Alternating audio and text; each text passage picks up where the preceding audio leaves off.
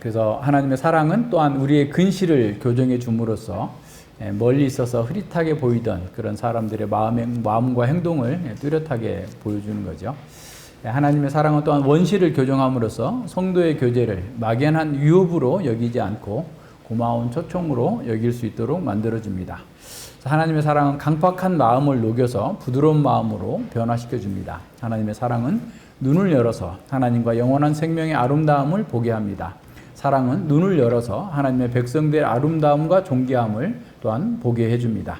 하나님의 사랑으로 참된 실제를 볼 수 있는 사람만이 진실로 복 있는 사람입니다.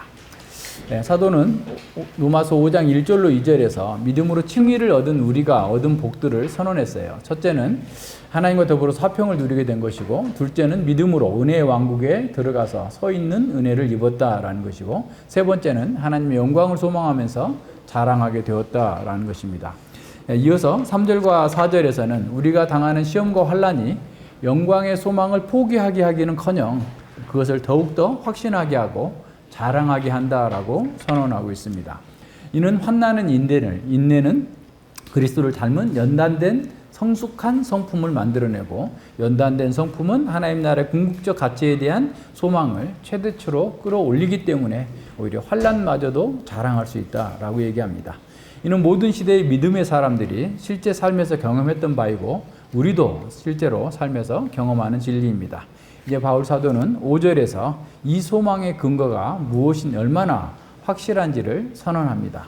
5절을 보면 이 소망이 부끄럽지 아니함은 우리에게 주신 성령으로 말미암아 하나님의 사랑이 우리 마음에 부은 바 됨이니라고 그랬어요. 소망이 부끄럽지 아니함은, 부끄러움이라는 말은 두 가지로 해석할 수 있는데, 일반적인 수치와 부끄러움이고, 두 번째는 소망이 헛된 것으로 드러남으로써 우리가 소망하는 그 궁극적인 구원이 이룰 수 없게 될 것이라고 하는 그런 부끄러움을 의미합니다. 우리는 바울이 본문에서 사용하는 이 부끄러움, 수치 이런 내용들이 확정하려면 구약 성경의 내용과 1세기 당시의 문화에 비춰서 해석해야 됩니다.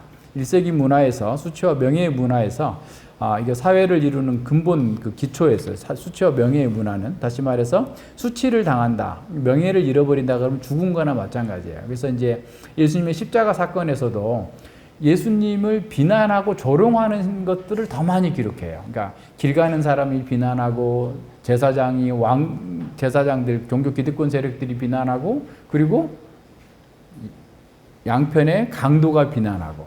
그러니까 이 비난, 수치, 부끄러움은 명예살인으로 그 사회에서 그냥 이렇게 지워버리는 것과 같은 것 정도로 무시무시한 그런 일이다라는 것을 생각해 보면 됩니다. 그래서 이제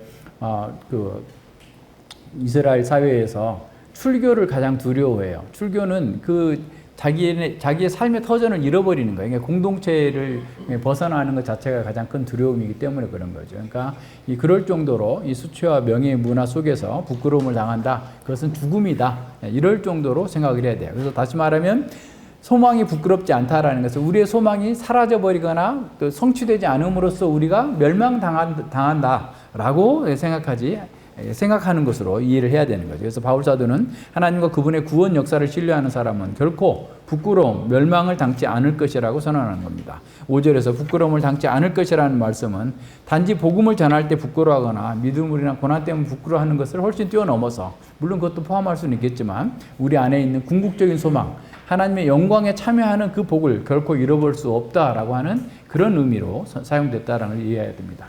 하나님의 신실하심과 구원하시는 경륜을 바르게 이해하지 못한다면 우리는 부끄러움을 당할 것이라는 두려움에서 벗어날 수 없습니다. 우리가 구원의 완성에 이르지 못할 것이라는 생각은 큰 수치를 가져올 것입니다.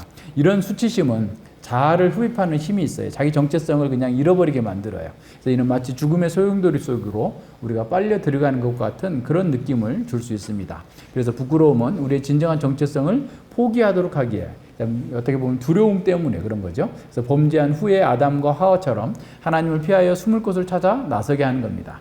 이런 식으로 도망하는 것은 오히려 공포심을 키우는 결과를 낳습니다. 그래서 수치와 두려움으로 주눅들게 된 사람은 현실의 장애물과 대적들을 실제 크기보다 훨씬 더 크게 보고 유혹감에 사로잡히게 됩니다. 그러면 자기 상황을 객관적으로 보기가 더 어려워지게 되고, 자신의 약함과 추함을 실제보다 더 과장해서 크게 보게 됩니다. 그러면 직면한 현실의 위기를 견디지 못하고 도피하려고 나서는 거죠. 우리가 믿는 하나님의 사랑을 확신하지 못한다면 어려움이 올 때마다 자기 환경이나 능력, 자신의 출신과 현재의 처지를 부끄러워하면서 하나님이 아니라 자신과 세상 속으로 숨으려고 합니다. 하지만 그런 상황에서도 감사한 것은 예수 그리스도께서 우리의 그런 마음의 감정과 삶을 체휼하셨다는 겁니다. 바로 거기에 자유를 향한 탈출구가 있습니다. 우리가 어떤 처지에 있든지 간에 주님은 모든 것을 아시고 그것을 해결해 주시기 위해서 죽으시고 부활하셨습니다. 예수 그리스도는 지금도 언약의 왕으로서 우리를 돕고 계십니다. 그래서 우리는 자기와 세상이라는 보잘것없고 값싼 돌 뒤에 숨어서 피하려고 해서는 안 됩니다.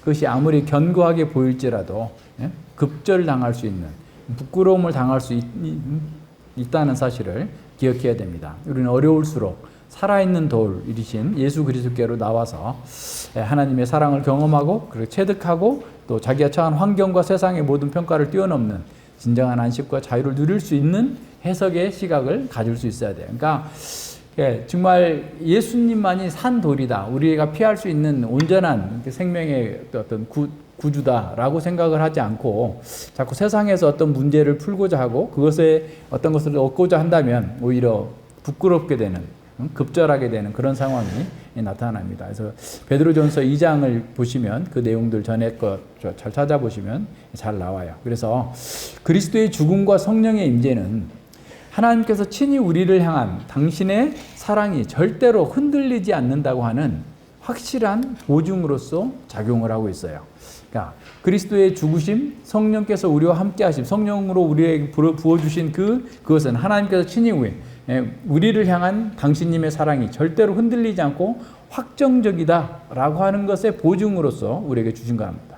그래서 모든 시대의 하나님의 백성들은 바로 이 소망 가운데에서 하나님의 영광을 체험하고 확신했기에 죽음 앞에서도 담대했고 즐거워했습니다. 그렇다면 우리는 정말로 그런 경험을 하고 있는가? 그래서 그 경험, 여기서 이제 그리스도의 사랑을 부어주셨다라고 했을 때 그 부어주심이 어떻게 보면 부정과거 시제로 되어 있어요. 그러니까 우리가 거듭날 때 이미 우리는 성령의 세례를 받고 성령 안에서 하나님의 그 사랑의 부음을 받았다라고 이해하는 것이 맞습니다. 그래서 아직도 하나님의 사랑을 확신하지 못하고 세상의 평가에 좌우되고 자기가 수치당할까 두려움 가운데서 여기저기 도피처를 찾고 있다면 자신의 구원의 근본을 다시 한번 돌아서 확인하고 확신해야 돼요. 자, 우리가 부끄러움을 당하지 않을 것을 확신하는 것은 우리에게 주신 성령으로 말미암아 하나님 사랑이 우리의 마음에 부음화되었다라는, 붓는다라는 말도 에케오라는 그 동사의 수동태인 에케큐타이라는 말인데 부어졌다라는 거예요. 그래서 이제 하나님을 향한 우리의 사랑이 아니라 우리를 향한 하나님의 사랑이 우리에게 부어졌다라는 말이에요. 퍼부어졌다. 용솟음쳐 나왔다 넘치도록 부어졌다라는. 그래서 이제 NIV 성경은 번역은 하나님의 사랑이 우리 속 심령 가운데서 홍수로 넘쳐 흘렀다라고 번역을 했어요. 이는 이 단어, 그러니까 넘쳐 흘렀다라고 하는 이 단어는 오순절날 베드로가 설교하면서 요엘서의 예언이 성취되었다라고 할 때 쓴 바로 그 단어예요. 하나님이 가라사대 말세에 내가 내 영으로 모든 육체에 부어주리니라는 말이죠. 그래서 너희 자녀들은 애원할 것이요 너희 젊은이들은 환상을 보고 너희의 늙은이들은 꿈을 꾸리라라고 했는데, 그러니까 성령의 오심은 마지막 날에 주어질 축복에 대해서 요엘 선지자가 예언했던 바가 성취된 그런 사건이다라고 말씀하고 있는 겁니다. 오랫동안 기다려온 여호와의 날, 새로운 하나님의 나라가 도래하였습니다. 그래서 성신은 옛 언약시대의 기름 부음을 받은 몇 사람들에게만 주어졌으나 새 언약시대가 도래했을 때는 모든 사람에게 성신이 임하여서 예언하는 시대가 되었다라는 거예요. 그래서 이제 성령의 오심으로 말미암아서 시작된 이 종말의 시대에는 과거의 특정한 선지자들과 중보자들만 경험했던 하나님의 사랑과 하나님을 아는 지식을 모든 믿는 사람들이 소유하게 되었다라는 것을 기억해야 됩니다. 이 일은 모세가 오랫동안 소망했던 것이죠. 여호와께서 그 신을 모든 백성에게 주사 다 선지자 되게 하시기를 원하노라. 그 일이 예수님을 믿는 모든 사람들 속에서 이루어진 거죠. 메시아적 기름 부음을 받았어요. 이건 에레미야 선지자가 말씀했던 그 새 언약이 성취된 것입니다. 그들이 다시는 각기 이웃과 형제를 가리켜 이르기를 너는 여호와를 알라 하지 아니하리니 이는 작은 자로부터 큰 자까지 다 나를 알미라. 하나님의 사랑이 그 속에 부어져 있기 때문에 성령께서 오셔서 그들이 알게 해주셨다라는 거예요. 이제는 높임을 받으신 선지자여 메시아이신 예수님의 영을 받은 사람은 모두가 선지자적 기름 부음에 참여하게 된 것입니다. 이제 시작된 종말에는 더는 인간 중보자가 필요하지 않게 되었어요. 그래서 모든 성도는 그리스도 안에서 직접적이고 개인적으로 하나님을 아는 지식을 갖는 겁니다. 성령으로 말미암아 하나님의 사랑이 우리의 존재를 가득 채우고 흘러 넘칠 만큼 우리 마음에 부어졌습니다. 바울은 하나님의 사랑을 더는 추상명사로 말씀하고 있지 않아요. 하나님의 사랑은 하나님의 성품에 있어서 지극히 본질적인 실제일 뿐만 아니라 우리 실존의 절대적인 기초이기 때문에 하나님의 사랑은 그냥 추상적인 것이 아니라 하나님의 본질의 실체이고 우리의 존재의 실질을 만들어내는 그런 하나님의 사랑으로서 우리가 구체적으로 그걸 경험하고 있다라고 하는 것을 보여줍니다. 하나님의 사랑은 십자가에서 보여주신 객관적인 사랑을 인식하는 것에서 시작되고 성령으로 말미암아 우리 안에서 객관적으로 주관적으로 체험되어서 확신이 넘치게 됩니다. 그러니까 객관적인 하나님의 사랑이 있었지만 그것이 성령의 부어주심으로 말미암아서 성령께서 하나님의 사랑을 부어주심으로 말미암아서 우리가 주관적으로 체험하고 확신하게 하는 겁니다. 그리스도 안에서 완전하게 나타난 하나님의 사랑은 신자가 성령의 임재로 말미암아서 마음속에서 체험하는 실제인 것이죠. 우리는 이 하나님의 사랑이 우리의 마음에 흘러넘치도록 부어졌음을 성령 안에서 체험하면서 누리게 됩니다. 따라서 이 하나님의 사랑은 거듭난 모든 사람에게 성령의 역사를 경험하는 일입니다. 기독교는 그래서 진정한 체험의 종교이고 하늘 영광을 경험하는 신비의 종교입니다. 기독교는 단지 교리적 확신 위에만 있는 것이 아닙니다. 교리적 확신과 논리적인 변증도 아주 중요하지만 필요하지만 성령의 역사로 말미암은 주관적인 체험이 있어야만 기독교 신앙의 본질을 풍성하게 누릴 수 있습니다. 그래서 현재 겪는 고난마저도 불평과 운명을 안겨주는 것이 아니라 오히려 자랑할 수 있는 근거가 되는 겁니다. 그래서 우리에게 주신 성령으로 말미암아 하나님의 사랑이 우리 마음에 부은 바 됨이니라고 선언하는 겁니다. 진정한 기독교는 성령으로 말미암아 하나님의 사랑을 주관적으로 체험한 사람들이 모인 교회 공동체 안에서 객관화된 체험과 진리의 토대 위에 세워진 겁니다. 다시 말해서 이 객관적인 하나님의 사랑을 주관적으로 체험한 사람들이 모임이 교회 공동체예요. 그래서 주관적으로 체험한 것들이 교회 안에서는 객관화되는 거예요. 왜냐하면 동일한 성령 안에서 동일한 경험을 하고 동일한 하나님을 만나고 경험했기 때문에 그게 가능하게 되는 겁니다. 자, 하나님의 사랑이 우리의 체험을 통해서 유효하게 실현된 겁니다. 성령 안에서 놀라운 하나님의 사랑을 넘치도록 경험한 사람은 그 무엇으로도 부정할 수 없는 확신을 소유하게 됩니다. 성령께서 우리 안에 계시면서 우리가 죽는 날까지 그 사랑을 경험하고 누리도록 합니다. 따라서 성령 안에서 넘치는 하나님의 사랑을 누리는 사람은 어떤 고난과 조롱과 죽음의 위협 앞에서도 강하고 담대하게 전진할 수 있습니다. 지금도 우리를 낙담케 하는 수많은 장애물들이 있습니다. 하지만 우리는 우리 안에서 경험된 넘치는 하나님의 사랑으로 그 상황을 해석할 수 있습니다. 그러면 그 장애물들은 한없이 작아지게 될 것입니다. 만약 우리가 갈망하는 하나님의 영광으로 그 상황을 진단할 수 있다면 그것이 아무리 크고 위협적이라 할지라도 우리는 결코 부끄러움을 당하지 않을 것이라는 것을 확신할 수 있습니다. 그 이유는 우리 안에 계신 성령께서 하나님의 넘치는 사랑으로 우리를 보호하고 계시기 때문에 그렇습니다. 성령은 믿음으로 우리를 그리스도와 연합시키기 위해서 중생케 하셨습니다. 성령 하나님은 우리를 그리스도와 같이 변화되도록 이끌어 가십니다.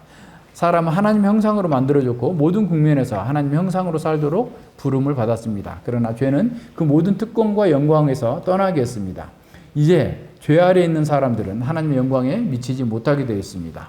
그래서 이런 상황에서 성령 하나님은 그리스도의 구속사역을 각 사람에게 적용함으로써 영광스러운 하나님의 형상으로 회복하도록 만들어주시는 겁니다. 성령 하나님은 우리가 신의 성품에 참여하는 자가 되도록 만들어 가십니다. 성령 하나님은 언약 백성으로서 신실하게 살아가도록 하나님의 사랑을 넘치도록 부어주십니다. 성도는 바로 이 사랑을 경험하면서 하나님의 형상으로 변화되어 갑니다. 성령으로 우리의 마음에 흘러 넘치도록 부어진 하나님의 사랑은 계속해서 우리를 감싸고 보호합니다. 더 온전한 하나님의 형상으로 변화시켜 나갈 것입니다. 성령 하나님은 우리가 만나는 모든 조건 속에서 우리를 그리스도 형상으로 성장하도록 이끌어 가십니다. 성령 하나님은 진리의 영으로서 진리의 말씀에 순종하게 함으로써 그것을 이루십니다. 성령의 은사는 말씀 사역에서 시작됩니다. 말씀 사역은 다른 은사들을 견고하게 하고 또한 풍성하게 만듭니다. 사도와 선지자를 통해 주신 계시의 말씀은 모든 은사의 토대입니다. 이 외에 다른 은사들은 말씀으로부터 흘러나오고 말씀에 의해 알려지게 됩니다. 말씀이 강설로 주어질 때 그것을 신중하게 받고 그 말씀을 따라 교회와 하나님 나라를 섬기도록 주어진 그 은사가 바로 그 성령의 은사입니다. 하지만 성령이 없는 사람은 항상 배우나 마침내 진리의 지식에 이를 수 없다는 말씀처럼 진리의 지식을 배울지라도 그 마음의 갈망과 삶이 바뀌지 않습니다. 항상 배우지만 삶이 변화되지 않는 사람들은 그 갈망이 변화되지 않았기 때문이고 자기 틀에서 벗어나지 못했기 때문입니다. 그런 사람은 진리의 지식마저도 자신의 영광, 자신을 변화하는 도구로 이용할 뿐 자기를 부인하면서 체험적인 신앙으로 이끌어가지 못합니다. 우리는 진리의 말씀에 따라 마음의 갈망이 바뀌고 삶이 변화되는 것을 보고서 그가 진정으로 성령의 사람임을 확인할 수 있습니다. 그렇게 성령의 열매는 교회 안에서 섬기는 삶으로 드러나게 됩니다. 하나님만 예배하는 사람은 부끄러움을 당할 것이라는 두려움에서 해방된 것입니다. 우리가 직면한 환경이나 국적이나 학력이 문제가 아닙니다. 문제는 자기가 더 착한 사람, 유능한 사람이라고 인정받고자 하는 자아를 우상으로 섬기기에 부끄러움을 당하게 될 것이라고 하는 그 두려워하면서 도피하려고 합니다. 아담이 범죄한 후에 자기 수치심과 하나님을 향한 두려움으로 숨었던 것처럼 자아를 섬기는 사람은 어려움이 오면 환상 속으로 도피하고자 합니다. 그러니까 환상이라는 것은 자기 세상의 어떤 방식으로 도피하려고 하는 거예요. 진정으로 해결책이 없는 그런 방식으로 도피하려고 하는 거죠. 심하면 자아라는 우상을 지키기 위해서 폭력을 사용하는 것도 마다하지 않습니다. 하나님만 예배하는 사람은 자기 죄를 보고 애통하면서도 그 죄를 압도하는 하나님의 사랑을 의지하면서 그 안에서 안식을 찾아갑니다. 하나님만 예배하는 사람은 자기 연민이나 자기 비하라고 하는 웅덩이에 빠지지 않습니다. 수치심의 근원인 자아라는 우상에서 벗어났기 때문에 그렇습니다. 그는 우상 숭배의 죄를 용서받았고 참되신 하나님을 섬기기에 사람들의 평가나 조롱에도 담대할 수 있습니다. 하나님께서 넘치게 부어주신 그 사랑을 경험하고 누리는 사람은 다른 사람을 증오하거나 미워하지 않습니다. 오히려 그들을 긍휼히 여기면서 그분의 사랑을 전하고자 하는 겁니다. 이제 5절에서 성령 하나님에 의해서 우리의 마음에 부어진 하나님의 사랑을 말씀했다면, 그렇다면 우리는 어떻게 그 사랑을 알 수 있는가?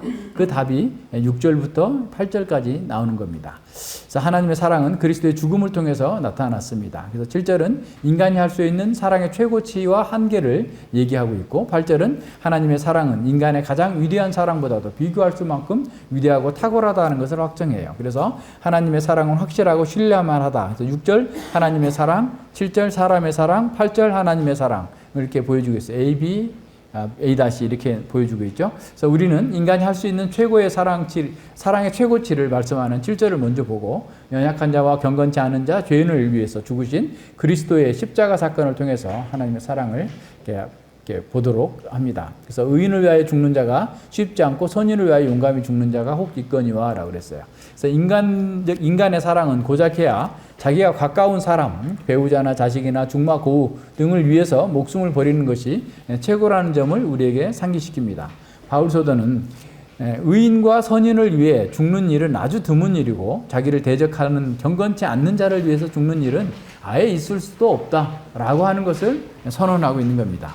의인과 선인을 위해 죽는 자가 간혹 있을 수도 있습니다. 조국의 독립과 나라의 민주화와 개혁을 위해서 고난을 가는 사람들이 간혹 있습니다. 그들은 그 일 때문에 큰 손해를 감내하고 심지어 죽음을 각오하면서도 포기하지 않습니다. 그들은 자기 지도자들을 너무 존경한 나머지 자기 지도자를 위해서 죽을 수도 있습니다. 자기가 꿈꾸는 유토피아적인 이상을 위해서 죽는 사람들도 있습니다. 하지만 인간이 아무리 선하고 존귀한 일을 꿈꾸며 그 일을 성취하려고 할지라도 자기 한계와 시대의 한계, 당시 사회 문화의 한계를 벗어날 수 없습니다. 따라서 의롭고 선한 사람이 고귀한 선행과 희생적인 죽음마저도 자기를 구원하지 못하고 그 혜택을 입은 사람들을 구원할 수 없었습니다. 그들의 헌신과 사랑을 기억하는 사람들도 얼마 지나지 않아서 다 사라져 버립니다. 인간이 할 수 있는 최선의 사랑, 최고의 헌신은 죽음입니다. 하지만 그 죽음마저도 자신과 가족, 이웃을 비롯해 누구도 구원할 수 없었습니다. 역사 속에서 위대한 스승과 영웅으로 추앙받는 사람들은 양심과 자연법에 근거해서 최선을 다해 살았고 그들의 사상과 업적은 많은 사람에게 큰 도움을 준 것 또한 사실입니다. 하지만 그들은 자기 생명도 구원하지 못했고 비루한 사람들처럼 다 똑같이 죽음에, 사망에 이르게 되었습니다. 인생의 가장 깊은 갈망과 필요를 충족시킬 수 있는 것은 하나님의 생명의 참여하는 것입니다. 사람들이 최선을 다해서 추구하는 궁극적인 만족은 생명을 얻고 누리는 것입니다. 사람들은 그것을 얻기 위해서 일생을 바쳐서 할 수 있는 모든 것을 합니다. 하지만 그들이 목숨을 바쳐서 이룬 그 일들마저도 결국 덧없는 것으로 드러나고 맙니다. 그것은 그들이 원하는 진정한 생명을 주지 못할 뿐만 아니라 남아있는 것마저도 영원히 사망이 삼켜버릴 것입니다. 성령 하나님이 우리의 마음에 부어주신 하나님의 사랑은 사람의 생각과 인식의 한계를 뛰어넘는 거룩한 사랑입니다. 하나님은 형벌을 받을 자들, 연약한 자와 경건치 않는 자, 죄인들에게 자기 독생자를, 자신이 가장 사랑하는 독생자를 주셨습니다. 따라서 하나님 사랑을 알고 그 사랑 안에서 생명을 누리려면 자신의 영적인 실상을 먼저 깨달아야 합니다. 하나님의 사랑의 깊이와 넓이를 헤아려 아는 사람은 자신이 과거에 어떤 존재였는지를 본 사람입니다. 처음 원상의 인간과 또 타락한 인간, 그리고 구원받은 자신의 과거와 현재 미래를 겹쳐서 입체적으로 볼 수 있을 때 하나님의 사랑이 얼마나 놀랍고 위대한 것인지를 깨달을 수 있게 됩니다. 6절과 8절을 봅니다. 우리가 연약할 때 기약대로 그리스도께서 경건치 않는 나를 위하여 죽으셨도다. 우리가 아직 죄인 되었을 때 그리스도께서 우리를 위하여 죽으심으로 하나님께서 우리에 대한 자기의 사랑을 확증하셨느니라 라고 말씀하고 있습니다. 그래서 여기서 우리는 세 단어를 이렇게 보면 인간의 인간이 처한 현실을 볼 수 있습니다. 첫 번째는 연약함, 또 경건치 않음, 그리고 죄인 되었을 때를 보여줍니다. 연약하다라는 것은 영적으로 박약한, 허약한이라는 의미인데 전적으로 무능하다라는 것을 보여줍니다. 인간은 하나님을 떠나자마자 하나님과 교제가 단절되었고 사람들과의 관계도 단절된 채 죄와 사탄에게 종으로 전락해 버렸습니다. 사람을 인도하던 그 사령탑이었던 영이 전적으로 부패되어 버렸습니다. 그래서 무엇이 자기에게 유익한 것인지를 알지 못하고 하나님을 대적하는 자리에서 최선의 노력을 다했으나 도리어 허무와 절망이 그들을 기다리고 있을 뿐이었습니다. 인간은 본래 종교적인 존재이기 때문에 창조주 하나님을 부인하면 피조물인 다른 것에 매달리고 숭배할 수밖에 없습니다. 하나님을 버린 사람들은 권력과 돈과 쾌락으로 자기 갈망을 채우고자 수많은 대체물들을 찾습니다. 그들이 찾는 그것들이 그들에게 신이 됩니다. 하지만 그런 우상들은 자신을 더욱 파괴할 뿐입니다. 사람은 자기가 예배하는 대상을 닮게 됩니다. 하지만 하나님이 아닌 다른 신을 예배하는 자는 스스로 괴로움을 취하는 것이 됩니다. 둘째로 경건치 않는 삶, 그 자체가 사람에게는 가장 고통과 재앙이라는 사실을 알아야 됩니다. 사람들이 이것을 보지 못하기 때문에 문제의 심각성은 더 큽니다. 하나님보다 자기를 기뻐하고 사랑하는 것은 결국 삶의 고통과 영원한 사망으로 이끌어갑니다. 경건치 않는 사람은 하나님의 생명에서 떠나서 사망에 종살이 하기에 그 비참함은 말할 수 없을 정도로 큽니다. 사람은 생명의 근원이신 하나님으로부터 단절되었기 때문에 하나님께 대한 감각이 없습니다. 그래서 저희가 감각 없는 자 되어 자신을 방탕에 방임하여 모든 더러운 것을 욕심으로 행하되 라고 그랬어요. 경건치 않는 사람은 사탄의 미혹과 세상과 육체의 정욕에 끌려다니면서 삽니다. 여호와의 정교 안에 들어와 있어도 경건치 않는 자들은 자기 정욕을 따라서 살 수밖에 없는 것이죠. 세 번째로 인간은 모두가 죄인이라는 겁니다. 성경에서 말하는 죄란 그냥 소극적인 것이 아닙니다. 죄는 적극적으로 하나님을 대적하는 반역입니다. 하나님의 영광을 회방하고 멸시하는 적극적인 반역죄입니다. 오늘날 사람들은 죄라는 말을 하는 것을 꺼립니다. 하지만 죄를 죄로 알지 못하는 것이 죄의 정수입니다. 아담과 하와가 처음 죄를 범했을 때 하나님의 언약을 배반했고 그 언약의 법을 깨뜨린 것입니다. 죄는 하나님의 언약을 깨뜨리고 하나님께 패역한 행동을 한 것입니다. 그러니까 무슨 죄를 지었든지 간에 아내한테, 친구에게, 누구에게 잘못을 했다 할지라도 그것은 다 하나님께 범한, 1차적으로 하나님께 범한 죄입니다. 그래서 언약을 범하는 것은 왕자에서 하나님을 끌어내리고 자신이 그 자리를 차지하여 하나님도 자기 마음대로 하겠다고 나서는 것입니다. 그 후에 모든 사람은 하나님의 법에 순종할 수 없게 되었고 적극적으로 불법을 저지르면서 하나님의 진노 아래 살고 있습니다. 그런 죄에 대한 삭시로 바로 사망이 온 것이죠. 우리가 죄인 되었을 때라는 말은 사망 가운데서 하나님을 대적하면서 자기만을 위해서 살지만 계속 자기 파멸적인 상태로 가고 있을 때라는 것을 말하고 있습니다. 사람이 자기 본분을 망각하고 자기가 왕으로 살고자 하지만 실상 죄와 사망의 종로로 타면서 영원한 사망으로 질주하고 있었습니다. 우리가 하나님의 사랑을 풍성히 경험하고 그 사랑 안에서 구원의 확신 가운데서 살고자 한다면 먼저 자기 죄를 깊이 발견해야 합니다.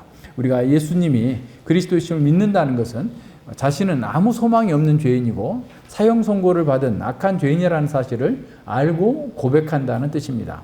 우리가 할 수 있는 최상의 의도, 더러운 옷과 같다는 것을 알고 심령이 가난하고 마음이 애통하면서 의에 줄이고 목마른 그 자신을 채워줄 수 있는 분은 오직 예수님 뿐이라고 하는 것을 고백하는 것입니다. 이는 지적인 동의만 에서 그치는 것이 아니라 정서적으로 그분의 말씀에 찬동하면서 그분께 자신을 전적으로 의탁하는 것입니다. 주님의 다른 어디에서도 소망을 찾을 수 없다, 찾지 않겠다라는 그런 뜻입니다. 이것이 내가 연약할 때, 경건지 않을 때, 죄인되었을 때 주님이 나를 사랑하셨다는 것을 믿는 그 첫 번째 증거이에요. 자기 부정이 되는 거예요. 쉽게 말하면. 그래서 하나님의 사랑이 기약대로 그리스도를 통해서 나타났다. 기약대로는 약속하신 때라는 말이죠. 그래서 하나님께서 태초에 아담이 언약을 범하고 죄를 지은 후에 창세기 3장 15절에서 여인의 후손을 통해서 그들을 구원하실 것을 약속하셨죠. 그래서 구약의 백성들은 하나님이 약속하신 때를 소망하면서 메시아 시대를 갈망해 왔습니다. 기다려 왔습니다.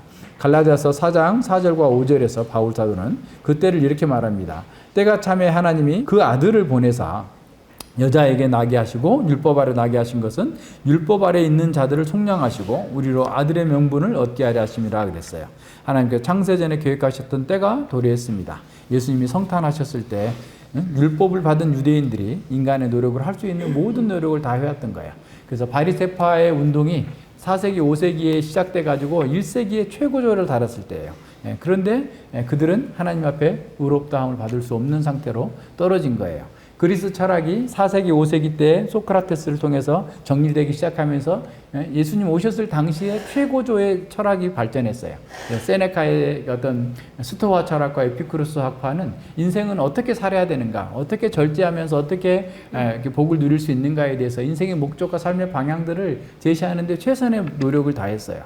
그러나 그것으로 그들은 제대로 삶을 살 수 없었어요. 부동심, 흔들리지 않는 마음을 가지고 옳은 것을 양심에 따라서 자연법에 따라서 꿋꿋하게 행하여 나가겠다라고 했지만 그렇게 할 수 없었습니다. 스토아 철학자 중에 가장 뛰어난 철학자로 인정받던 세네카도 자기 제자 네로가 폭군이 되는 것을 막아낼 수 없었어요. 마르쿠스 아우렐리우스는 스토아 철학의 가르침을 따라서 엄격하고 절제된 생활을 했어요. 10대 때부터 그냥 편안한 생활을 버리고 그냥 모든 오락과 검투사 시험 이런 거 다 멀리하고 정말 인간답게 살고자 최선을 다했어요.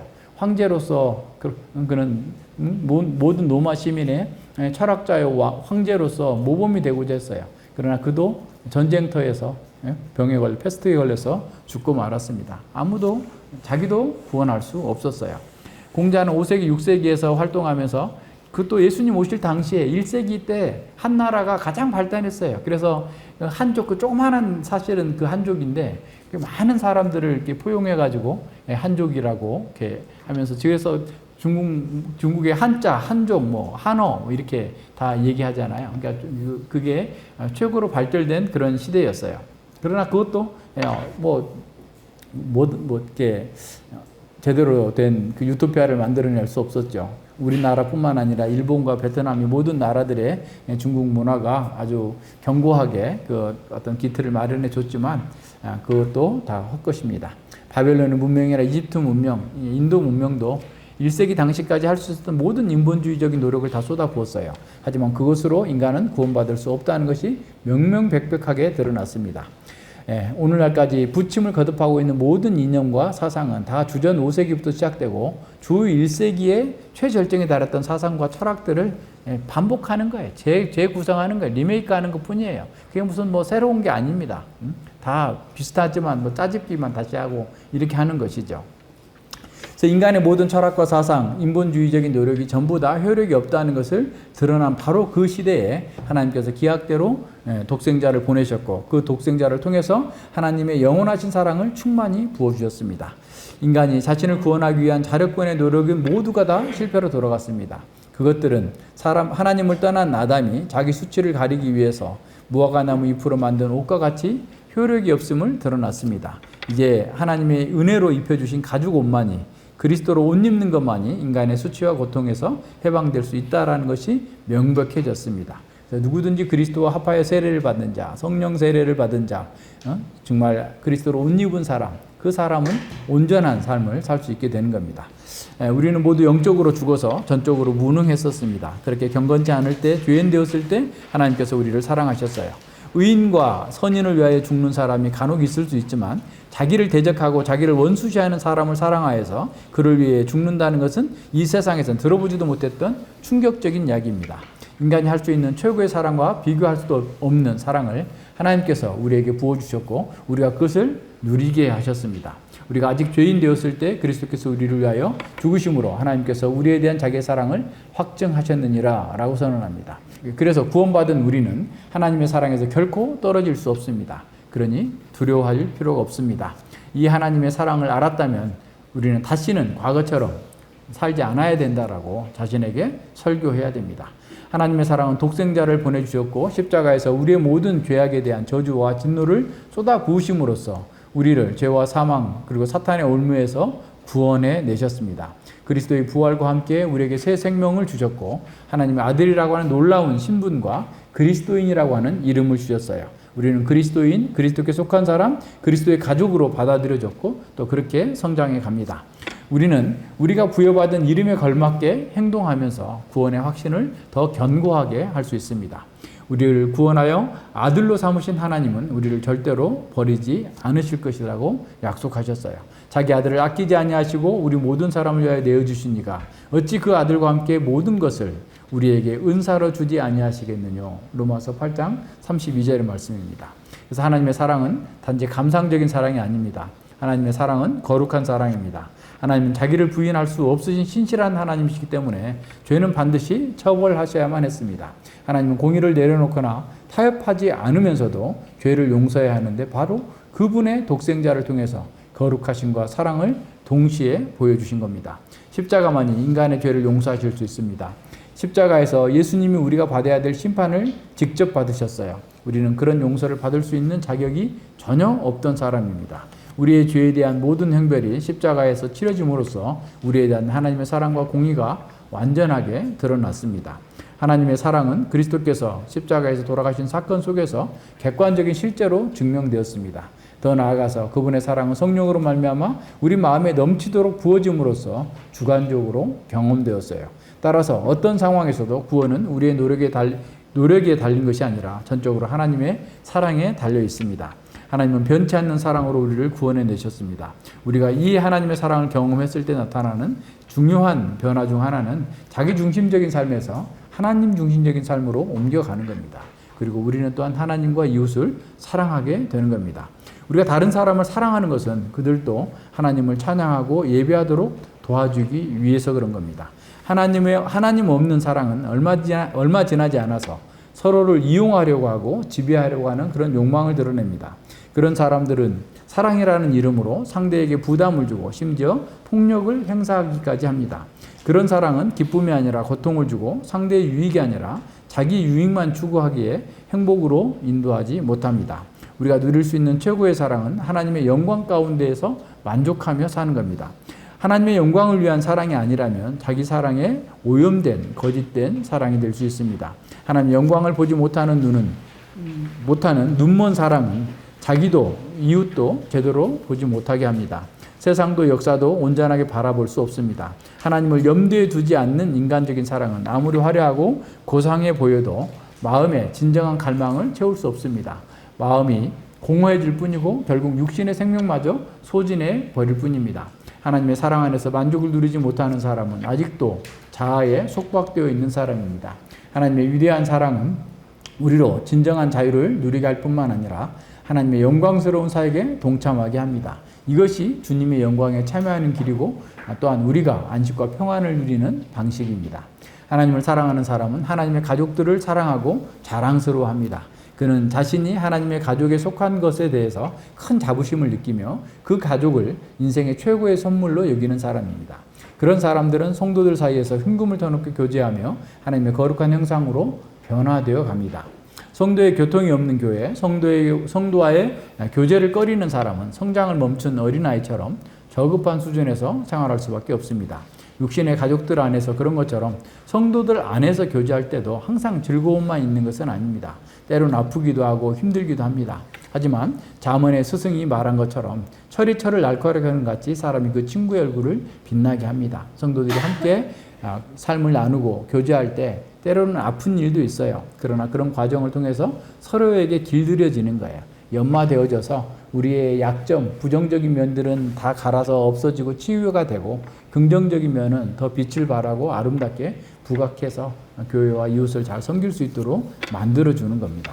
이제 9절과 10절에서 보면 이제 그 앞에 얘기했던 1절과 8절에서 그 내용들을 어떤 전체의 핵심을 다시 한번 되풀이하면서 확장해 줍니다. 그래서 9절과 10절은 평행하는 진술로 그 요지를 다시 한번 똑같은 것들을 반복해 주는데, 이 바울은 랍비들이 논쟁 방식인 칼 바오메르라고 하는 그 유명한 점증적 논증법을 사용해요. 그러니까 큰 것에서 작은 것으로, 작은 것에서 무거운 것으로, 가벼운 것에서 무거운 것, 가벼운 것에서 무거운 것에서 반대로 왔다 갔다 하는 칼 바오메르라고 하는 그런 논증법을 사용하고 있는데, 왜냐하면 이게 논증법이라는 게 무슨 말이냐면 이제 구약의 율법을 가지고 막 서로 논증을 하잖아요. 쉽게 말하면 삼마이 학파와 힐렐 학파가 막 논증을 해요. 예를 들어서 그 여자에게 있어서 신명기 24장에 여자에게 있어서 부정한 것이 무엇이냐라고 했을 때 삼마이 학파는 좀 더 엄격하게 해가지고 성적인 부정만을 얘기한다라고 말하지만,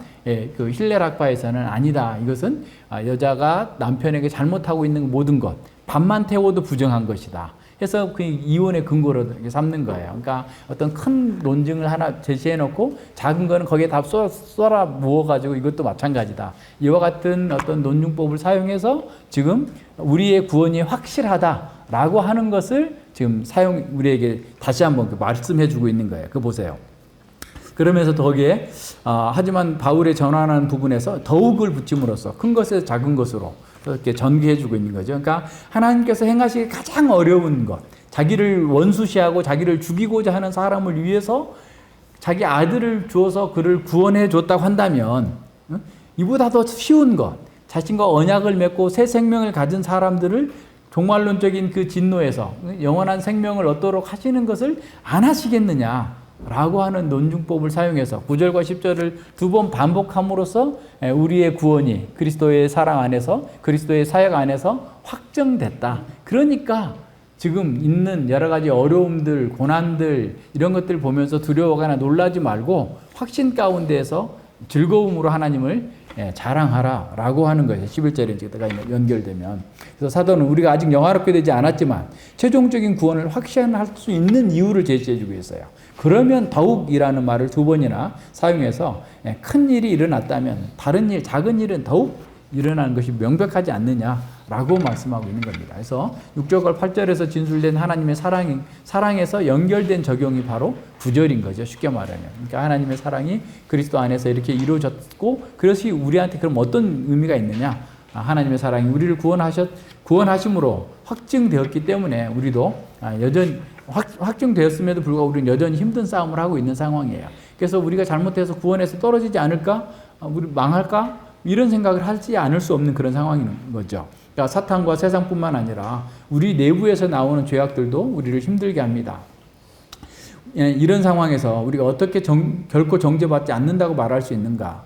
최종 심판, 그 진노에서 구원에 이를 수 있다라고 어떻게 확신할 수 있는가? 라고 묻는다면 바울 사도는 더욱이라고 하는 점증적 논증법으로 명확하게 선언해 주는 거예요. 하나님의 사랑이 그리스도께서 죄인을 위해 죽어주셨다면 그 사랑은 더욱더 구원받은 자들을 하나님의 진노에서 얼마나 충분히 구원할 수 있겠느냐라고 선언하는 겁니다. 하나님이 반역한 죄인들을 의롭다고 인정하시는 정말 힘든 일을 이미 행하셨다면 의롭다고 인정받은 그들, 그래서 하나님과 화목된 그들을, 신자들을 보존하고 보호하고 영원한 구원의 확신 가운데 데려갈 것은 얼마나 쉬운 일이냐라고 말씀하고 있는 겁니다. 구원받은 우리도 이 땅에서 우리는 여전히 치열한 싸움 중에 있습니다. 때로는 승리하기도 하지만 때로는 비참한 실패를 경험하기도 합니다. 그러니까 구원받으면 만사형통이다라고 말하는 사람은 누가 됐든지 거짓이에요. 말도 안 되는 거, 있을 수도 없는 일이고 쏟고 있는 겁니다. 우린 다 마찬가지예요. 누구나 마찬가지입니다. 우리도, 저도 비참한 실패를 수없이 경험해 왔어요. 외부의 유혹에 넘어지기도 하지만 우리 안에서 끓어오르는 죄악에 넘어질 때도 있습니다. 머리로는 알겠는데 왜 삶이 변화되지 않을까? 나와 내 자신, 내 이웃을 또한 힘들게 할까? 거룩함에서 진보하려고 하는 그런 마음은 크지만 경건의 훈련에서는 왜 자꾸 넘어질까? 왜 성경 읽기도 내장 읽는 것도 제대로 못할까? 요약도 왜 제대로 못할까? 왜 이렇게 저렇게 뭐 안 될까? 막 이런 일들이 늘 우리한테는 있어요. 그 뭐 다 100% 잘 되는 사람은 뭔가 문제가 있는 사람이, 이 세상 사람이 아니에요, 그 사람. 다른 성도들은 다 잘하는 것 같은데 왜 나는 자꾸 뒤처지는 것 같은가? 자신의 영적 실상을 볼 때 낙심이 되고 자신의 구원에 대해서 의심이 들기 시작합니다. 그럴 때마다 사탄의 송사가 아주 날카롭게 우리의 마음을 찌릅니다. 그거 봐, 너는 구원받지 못한 사람이야. 어떻게 구원받았다면 그런 일이 있을 수 있겠느냐? 라고 하면서 우리를 막 짓밟아요. 사탄은 우리가 넘어짐을 최대한으로 과장하고 하나님의 사랑은 최대로 축소해버립니다. 최소로 축소해버려요. 그러니까 에덴 동산에서 하와를 속일 때와 똑같은 거예요. 그러니까 우리가 넘어진 것은 너무너무 큰 거야. 넌 절대로 다시 못 일어나. 너 같은 애를 하나님께서 어떻게 사랑해 주시겠어? 어떻게 참아 주시겠어? 하면서 그냥 넌 포기해 라는 식으로 우리를 몰아갈 때가 있어요. 그렇지만 그거하고 비교할 수 없는 하나님의 사랑이 있는데도 불구하고 그것을 자꾸 축소하는 거예요. 그래서 하나님의 사랑도 자신을 죄에서 건져낼 수 없다는 식으로 조롱하고 낙심하게 만듭니다. 하지만 사도는 바로 그런 상황에서 이제 우리가 그 피를 인하여 의롭다 하심을 얻었은즉 더욱 그로 말미암아 진노하심에서 구원 얻을 것이다 라고 선언을 하는 겁니다. 그리스도의 피가 원수 되었을 때 우리를 구원하셨다면 자녀인 우리의 죄와 세상의 상황에서 구원하실 뿐만 아니라 최종적인 심판 속에서도 반드시 구원하실 것이라고 확신할 수 있고 확신해야 된다라고 선언하고 있는 겁니다. 그리스도의 피는 믿는 순간 우리의 죄책에서 우리를 구원하였고 이 땅에서 성화를 이루게 할 뿐만 아니라 영원한 심판대 앞에 설 때에도 항상 유효하게 작용합니다. 그리스도의 십자가는 지금도 우리를 죄의 오염으로부터 구원하시고 우리의 영적 전투에서 우리의 방패와 창이 되고 계속해서 우리에게 영적인 에너지를 공급해 주고 있는 겁니다. 그래서 10절을 봅니다. 곧 우리가 원수 되었을 때 그 아들의 죽으심으로 말미암아 하나님으로 더불어 화목되었은즉 화목된 자로서는 더욱 그의 살으심을 인하여 구원 얻는 것이 확실하지 않겠느냐라고 선언하고 있는 겁니다. 우리가 원수 되었을 때 그리스도의 죽음으로 말미암아 하나님과 화목되었습니다. 따라서 우리는 그의 살으심으로 말미암아서 더욱 확실하게 구원받을 것이다 라는 거예요. 앞에서는 9절에서는 의롭다 하심을 얻었으니 10절에서는 화목하게 되었으니 라고 바꿨는데 칭의가 재판에서 무죄선언을 받는 장면을 묘사한 법정적 선언이라고 한다면 화목은 하나님과의 관계가 이제 완전히 회복된 것을 묘사하고 있는 거예요. 그래서 화목하다, 소원해진 관계 또는 적대적인 두 당사자가 친밀한 관계로 만들어졌다, 평화롭게 되었다 라는 의미잖아요. 이제 하나님과 화목된 사람은 더욱 그의 살으심을 인하여 구원을 얻을 것입니다. 그의 살으심을 인하여는 여러 가지 해석이 있다고 그랬는데 그의 생명 안에서 그리스도의 생명 안에서 우리는 구원을 얻을 것이다 라고 해야 돼요. 그래서 10절을 번역하면 이렇게 할 수 있어요. 우리가 하나님의 원수가 되었을 때 그분의 아들의 죽음으로 그분과 화해되게 되었다면 화해가 이루어진 지금 그 아들의 생명 안에서 구원받게 되리라는 것은 더욱 분명하다라고 선언하는 겁니다. 그 아들의 생명 안에 우리는 있어요, 이미. 그렇기 때문에 그 안에서 우리는 반드시 구원 얻을 거예요. 구원의 그 완성에 이르게 될 거예요. 그래서 예수 그리스도의 생명이 우리 안에서 이미 존재하기 때문에 그 생명 안에서 구원의 확실성이 보장됩니다. 우리는 이미 영생, 곧 하나님의 생명에 참여하고 있고 그리스도께 접붙여져 있기 때문에 구원의 완성에 이르게 된다는 것은 확실히 보장된 진리입니다. 우리는 그리스도의 생명을 지금 여기서부터 누리고 있습니다. 우리가 그리스도의 생명에 접붙여져 있기 때문에 우리는 지금도 매일 생명을 공급받고 생명을 누리고 계속해서 생명이 자라가면서 열매를 맺고 있습니다. 만약 우리가 그리스도의 죽음으로 하나님과 화목되게 되었고 그리스도의 생명을 지금 누리고 있다면 어떤 경우에도 결코 멸망할 수 없음을 기억해야 됩니다. 그리스도께서 우리를 구원하시기 위해 죽으셨기 때문에 우리의 연약함과 죄, 세상과 사탄의 공격으로 인해서 우리는 결코 망할 수 없다는 사실을 기억해야 됩니다. 그 무엇도 하나님의 사랑과 구원의 경륜에서 우리를 떼어낼 수 없습니다. 이것은 세상에서 가장 불가능한 일이에요. 그러니까 세상에서 가장 불가능한 일이 있다면 우리와 하나님 사이를 갈라놓는 겁니다. 우리가 이 땅에서 살아가면서 죄에서 완전히 벗어나는 것은 불가능한 일입니다. 그러면 우리가 연약해서 죄를 짓는 것으로 인해서 우리가 구원에서 탈락할 수 있는가? 아닙니다. 거듭난 생명이 있는 사람은 죄를 짓게 될 때 구원에서 탈락하지는 않지만 자녀로서의 복을 누리지 못하고 징계를 받게 돼요. 그러니까 빨리 회개하고 돌아가야 돼요. 죄가 발견됐을 때 속히 죄를 자복하고 회개하면 됩니다. 그래서 회개하면 신실하신 하나님께서 우리의 죄를 사해 주시고 모든 불의에서 우리를 깨끗하게 해 주실 것이다 라고 약속하셨습니다.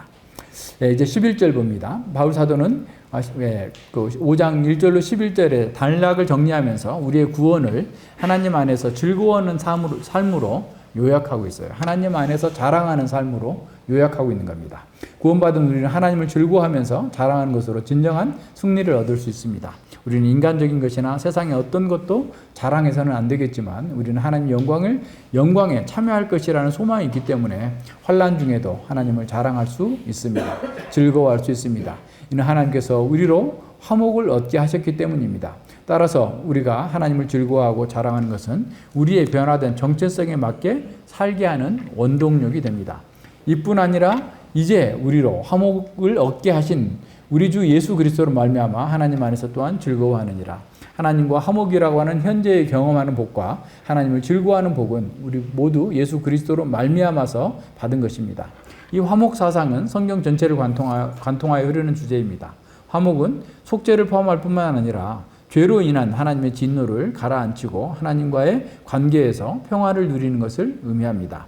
그리스도의 피는 우리를 향한 하나님의 영원한 진노를 해결해 주셨습니다. 그리스도께서 우리를 위해 십자가를 지심으로 우리가 받아야 할 진노를 받으셨습니다. 하나님의 진노가 이제 해소되자 우리를 향한 하나님의 태도는 완전히 바뀌었습니다. 그리스도 안에서 화평과 안식을 다시 주시고 우리를 아들로 대우하셔서 사랑과 호의로 우리를 받아주셨습니다. 그리스도 십자가에서 하나님의 진노가 다 쏟아졌기에 하나님은 우리를 더는 원수로 보지 않으십니다. 하나님은 우리를 위해 자기 아들을 주심으로써 새 언약의 아들을 삼으셨어요.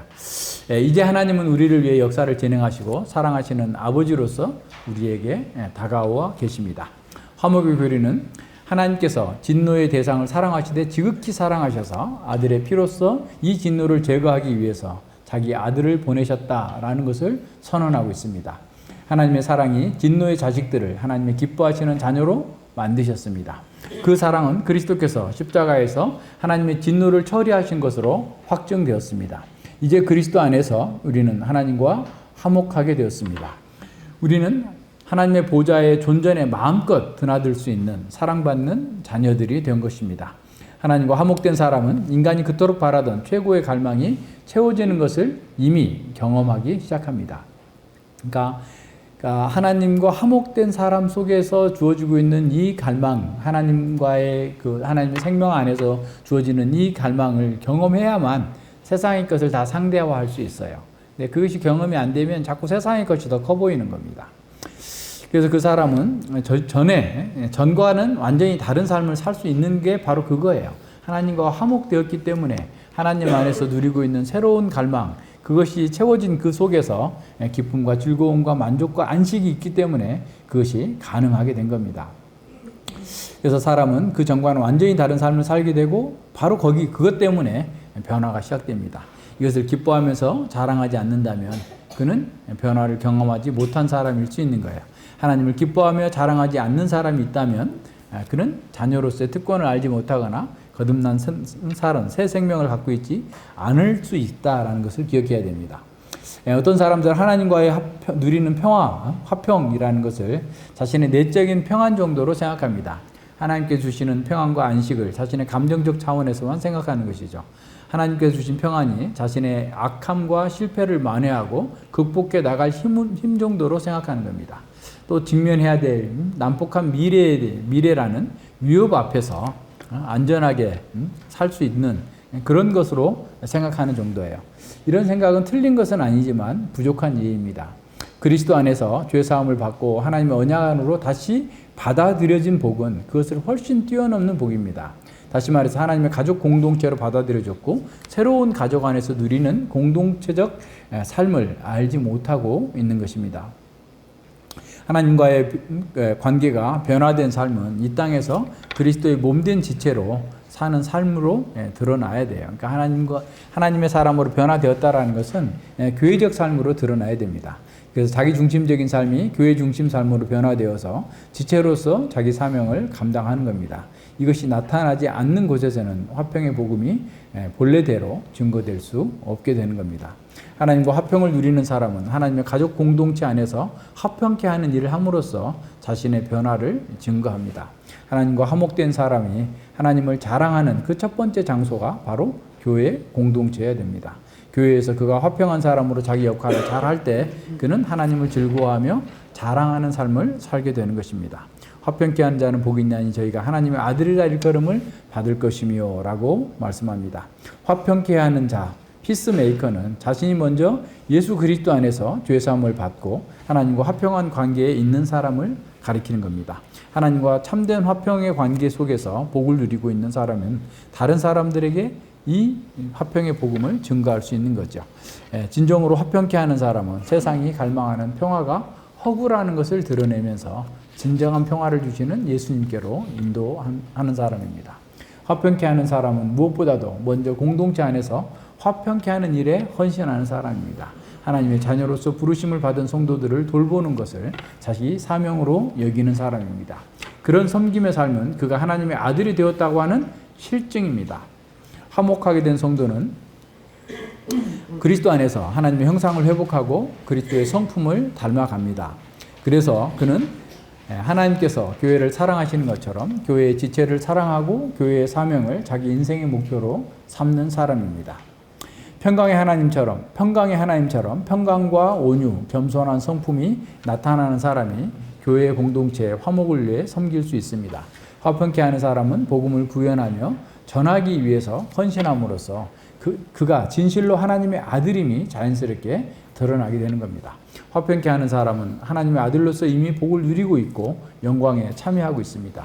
화평케 하는 사람들은 평강의 왕이신 예수 그리스도를 닮는 사람들이고 예수 그리스도와 함께 의의 상속자들입니다. 교회는 예수 그리스도의 화목의 근거해서만 존재하기 때문에 육신적이며 심리적인 실제가 아니라 영적인 실제입니다. 이런 점에서 교회 공동체는 다른 공동체들과 완전히 다릅니다. 영적 공동체의 기초는 하나님의 말씀과 성령입니다. 인간 세계의 다른 공동체의 기초는 인간의 마음 안에 있는 어둡고 혼탁한 충동과 욕망입니다. 문제는 교회가 이런 인간의 욕망을 자극하면서 사람들을 끌어모으고자 하고 허접한 것들을 제공해 주겠다고 유혹하는 데 있는 것입니다. 화목 공동체인 교회의 토대는 진리이지만 인간 공동체의 토대는 인간의 욕망입니다. 화목 공동체인 교회 안에서는 형제를 서로 섬기는 밝은 사랑의 역사가 있습니다. 그러나 인간 공동체는 인간의 욕망으로 인한 어둠의 역사가 있습니다. 화목 공동체는 질서 있는 형제의 섬김이 있지만 인간 공동체는 즐거움을 위한 무질서한 욕망이 있을 뿐입니다. 화목 공동체인 교회 안에서는 하나님의 말씀이 공동체를 연합시키지만 인간 공동체는 하나님의 말씀 외에도 사람의 힘과 구성원들을 연합시키는 무엇인가가 또 있는 거죠. 겸손하게 섬기는 그리스도의 종은 자기의 능력을 의지하는 사람이 아닙니다. 그는 하나님의 말씀의 권위에 자신을 복종시킵니다. 형제들 가운데에서 특별한 존재가 되려고 하는 것이 아니라 교회의 지체로서 자기를 인식하고 자기 역할을 묵묵히 그냥 자기 주어진 한계 안에서 해야 되는 거예요. 그는 세상보다 더 무겁고 영광스러운 사람이죠. 그런 사람이죠.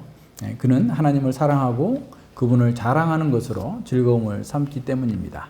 하나님의 영광이 그와 함께 머물고 있기 때문에 그는 고난과 역경 속에서도 하나님을 항상 기뻐하고 자랑할 수 있는 사람입니다. 그래서 저와 여러분이 이런 구원의 확신 가운데에서 우리에게 주어진 그 하나님의 은혜를 더 깊이 누리고 체험하면서 더 성장할 수 있기를 바랍니다.